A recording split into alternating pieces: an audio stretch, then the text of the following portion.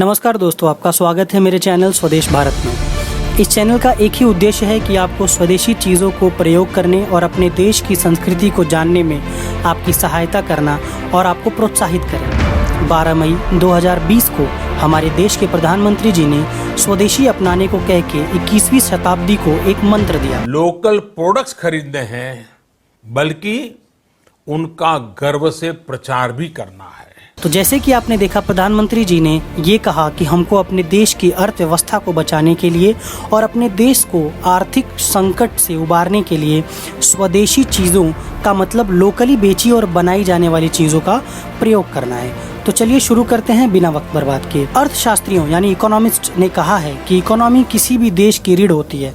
अगर इसे कमज़ोर कर दिया जाए तो देश हर तरह से कमज़ोर हो जाता है। ये पहली बार कोई स्वदेशी अपनाओं की बात नहीं हुई है। एक बार ब्रिटिश राज में भी हमें ये मंत्र दिया गया था कि हमें अपने देश में निर्मित चीज़ों का प्रयोग करना चाहिए और कैसे बिना लड़ाई के, बिना झगड़े के हम अंग्रेज़ों की कमर तोड़कर उनको अपने देश से देश निकाला दे सकते हैं। तो ये अंग्रेज़ों की गुलामी से भारत को आज़ाद कराने के लिए 1906 में महात्मा गांधी ने स्वदेशी आंदोलन की शुरुआत की। इसके तहत बापू ने देश की जनता से ब्रिटेन में बने सामान, कपड़े और मसालों का बहिष्कार करने का आह्वान किया।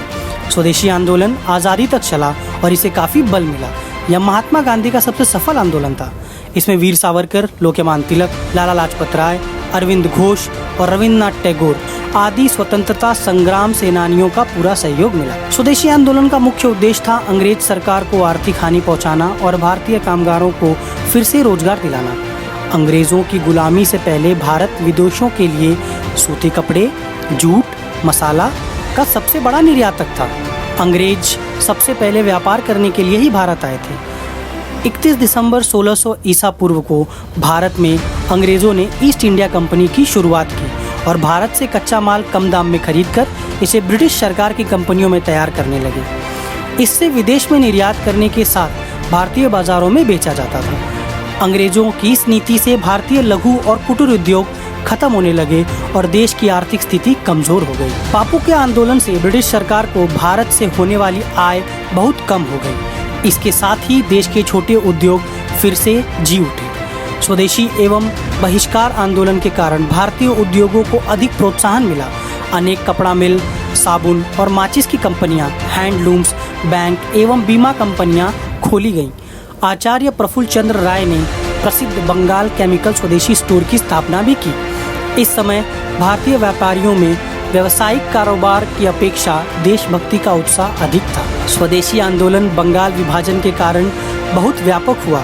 लोगों का आक्रोश इसी आंदोलन के कारण सामने आया। स्वदेशी आंदोलन के कारण देश में व्यापार का रास्ता खुला और लोगों में आत्मविश्वास आया। आज भी ऐसे आंदोलन की ज़रूरत है।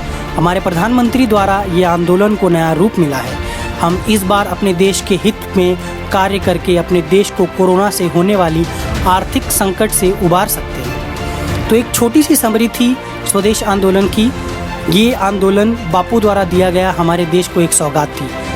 अब अगले वीडियो में हम आपको बताएंगे कि कौन कौन से प्रोडक्ट्स स्वदेशी हैं या हमारे देश में निर्मित है लोकली, जिसे आप खरीद कर इस्तेमाल करके हमारे देश की अर्थव्यवस्था को एकजुट और मजबूत कर सकते हैं। धन्यवाद दोस्तों। अगर आपको ये वीडियो अच्छी लगी, इसमें से अगर आपको कुछ ज्ञान मिला तो इस चैनल को ज़रूर सब्सक्राइब करें और बेल आइकन को ज़रूर दबाएं। हमारा अगला वीडियो आपको पूरा का पूरा ज्ञान देगा कि कैसे आप भारत में निर्मित चीज़ों का प्रयोग कर सकते हैं और वो कौन कौन सी चीज़ें हैं जो भारत में निर्मित हैं, जिन्हें आप इस्तेमाल कर भारत की इकोनॉमी को मजबूत बना सकते हैं। धन्यवाद दोस्तों। जय हिंद, जय भारत। हम स्वदेशी अपनाएंगे, अपने देश को जिताएंगे।